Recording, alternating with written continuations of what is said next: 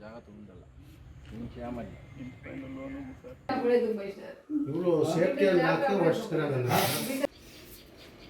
ಇದು ವರ್ಷಿಟ್ಟಾಂ ಇದು lock photo వచ్చిందా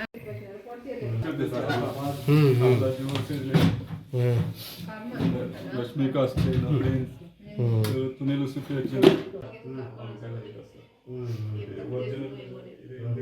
సార్ నా పేరు కె త్యాగరాజు, నా భార్య పేరు వి భారతి. నేను ద్రావిడ సిటీ నందు హౌస్ హోల్డింగ్ కింద ఎలక్ట్రీషియన్ పనిచేస్తున్నాను. మా భార్య పిఎస్ మెడికల్ కాలేజ్లో ఆఫీస్ అసిస్టెంట్గా పనిచేస్తుంది ఆర్థో డిపార్ట్మెంట్లో. ఈరోజు నేను సెలవులో ఉన్నందువల్ల పిఎస్ మెడికల్ కాలేజీకి వెళ్ళి హెల్త్ చెకప్ చేసుకుందాం అనేసి 11:30 వరకు ఇంట్లో ఉండి 11:30 పైన నేను హాస్పిటల్కి వెళ్ళాను. హాస్పిటల్కి పోయేసి 1:30కి ఇంటి దగ్గరికి వచ్చేలోపు మెయిన్ గేట్ అంతా ఓపెన్లో ఉన్నింది. మళ్ళీ ఈడ మెయిన్ డోర్ ఓపెన్లో ఉన్నింది, మెయిన్ డోర్ గ్రిల్ ఓపెన్లో ఉన్నింది.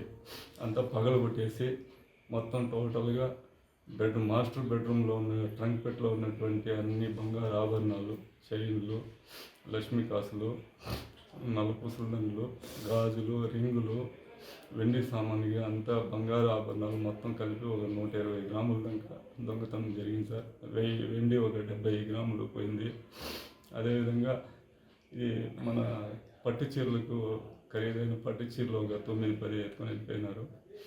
డెల్ ల్యాప్టాప్ ఒకటి, డెల్ కంపెనీకి సంబంధించిన ల్యాప్టాప్ ఒకటి ఎత్తుకొని వెళ్ళిపోయారు. ఇది జరిగింది. మొత్తం దగ్గర నాకు ఒక 15-16 లక్షల దాకా నేను నష్టపోయాను. కాబట్టి ప్రభుత్వం వారు స్పందించి మాకు న్యాయం చేస్తారని ఆశిస్తున్నాం సార్. మేము ఇద్దరు చిరు ఉద్యోగులము కాబట్టి మాకు బతుకు జీవనాధారం కోసం మాకు ప్రభుత్వం ఏదైనా సాయం చేయాలని, ఆ దొంగల్ని పట్టుకునే వాళ్ళకి శిక్షలు వేసి మాకు రికవరీ చేయిస్తారని ఆశిస్తూ ప్రార్థిస్తున్నాం. సేవలు చేసేవాళ్ళు మా కష్టార్జితంలోనే మేము చేసుకున్నాము సార్. తెల్లవారిపోతే సాయంత్రం వస్తున్నాము. దాంట్లోనే ఏదో మాకు తగినటువంటి మా బిడ్డకు కావాల్సింది మేము చేసుకోవాలని ఆశపడి చేసుకున్నాం సార్. అది అమ్మగారు ఇచ్చినటువంటి నగలు మేమేదో కొద్దిగా పెట్టుకున్నాం సార్, అంతే. ఇది కూడా ఇల్లు కూడా అప్పు చేసే కట్టుకున్నాం సార్, లోన్ తీసే కట్టుకున్నాము. ఇంత పెద్ద ఇల్లు ఉంది అనేదేం లేదు. దీని మీద 15 లక్షల దాకా అప్పు ఉంది సార్ మాకు.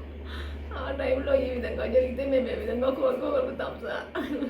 పొగుల్లోనే తీసుకొని వెళ్ళిపోతే మేమేం చేయాలి సార్? ఏముంది సార్ ఆశించాలి. కాబట్టి గౌరవ ముఖ్యమంత్రి వర్యులు శ్రీ నారా చంద్రబాబు నాయుడు గారు మా కుటుంబానికి న్యాయం చేస్తారని మాకు ఒకే ఒక ఆడబిడ్డ సార్, ఇంక మగ పిల్లలు కూడా లేరు.